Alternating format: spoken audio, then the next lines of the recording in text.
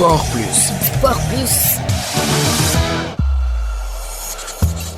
Bonjour et bienvenue dans votre rubrique sportive Sport Plus. L'UEFA s'indigne et charge la FIFA dans l'affaire Folarin Balogun. L'intégrité du jeu est remise en cause, la crédibilité de la compétition minée. D'après l'instance européenne du football, la Fédération internationale de football a franchi une ligne rouge en annulant la suspension de Folarin Balogun en pleine Coupe du Monde. Dans un communiqué publié lundi, l'UEFA dénonce une décision inédite, incompréhensible et injustifiable, une position qui rejoint celle de nombreuses autres fédérations qui ont également réagi officiellement. Pour l'UEFA, lorsque la certitude des règles n'est plus garantie par ses garants, l'intégrité du jeu est remise en cause et la crédibilité de la compétition est minée. De plus, une telle décision crée un précédent dans le tournoi en cours où des situations similaires exigeront désormais un traitement équivalent au détriment de la compétition. Bernd Neuendorf, le président de la Fédération allemande de football, a lui aussi réagi vivement dans un communiqué. Il s'inquiète de l'ingérence présumée du président américain Donald Trump et du président de la FIFA Gianni Infantino dans cette affaire. Selon lui, la FIFA doit désormais communiquer rapidement au sujet des informations selon lesquelles la décision d'annuler la suspension du joueur américain Balogun aurait été précédée d'un appel téléphonique entre le président américain Donald Trump et le président de la FIFA Gianni Infantino. L'ancien président de la FIFA, Sepp Blatter, s'est à son tour étonné de cette affaire. Selon lui, les cartons rouges ne sont pas annulés par les appels téléphoniques politiques, ils sont annulés par les règles des preuves et des organismes indépendants, a-t-il écrit. Répondant aux commentaires et aux critiques, le président de la FIFA, Gianni Infantino, a publié un communiqué dans lequel il tient à réaffirmer un principe fondamental de la gouvernance de la FIFA, rappelant que les instances judiciaires de la FIFA sont indépendantes et qu'elles fonctionnent de manière autonome, appliquent le code disciplinaire de la FIFA et statuent sur les affaires en se fondant sur les règlements applicables et les faits spécifiques qui leur sont soumis. Leur indépendance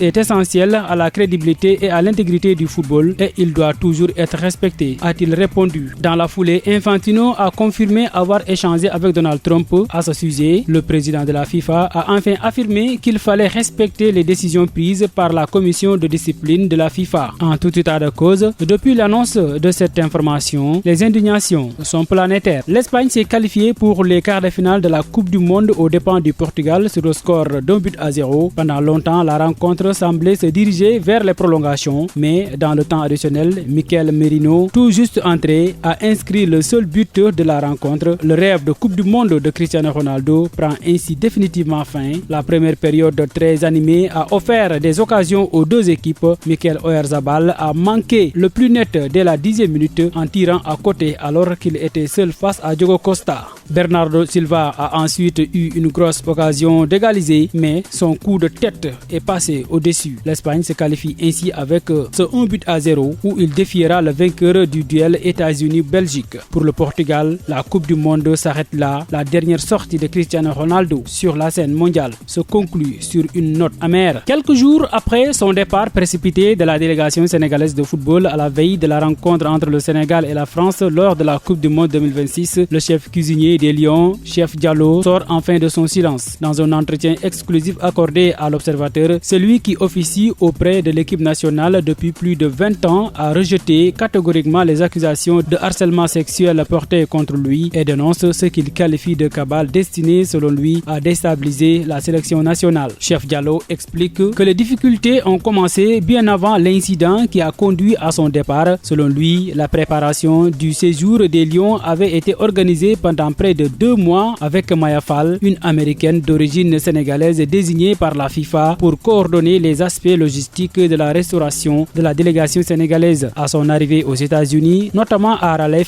il affirme avoir constaté l'absence des produits commandés, en particulier des aliments certifiés halal indispensables au régime alimentaire des joueurs. Face à cette situation, il assure avoir acheté lui-même certaines denrées afin de garantir des repas conformes aux exigences de l'équipe. Le cuisinier raconte avoir multiplié les échanges avec les responsables des hôtels et avec Maya Fall, qu'il accuse de ne pas avoir respecté les commandes établies en amont. Les désaccords se seraient poursuivis lors du déplacement de la délégation sénégalaise de football dans New Jersey. Chef Diallo soutient qu'une nouvelle fois, les produits demandés n'étaient pas disponibles et qu'il a dû solliciter l'intervention des dirigeants de la Fédération sénégalaise de football afin de débloquer la situation. Selon son récit, le président de la fédération, Abdoulaye Fall, lui aurait même remis remis une carte bancaire pour permettre l'achat des produits nécessaires à la préparation des repas des lions. Chef Diallo revient ensuite sur les faits qui ont provoqué son départ de la délégation. Il explique qu'une femme de nationalité américaine originaire du Costa Rica lui aurait été présentée comme assistante en cuisine. À la fin du service, il affirme lui avoir simplement adressé une tape amicale dans le dos afin de la remercier de son aide, comme il l'aurait fait avec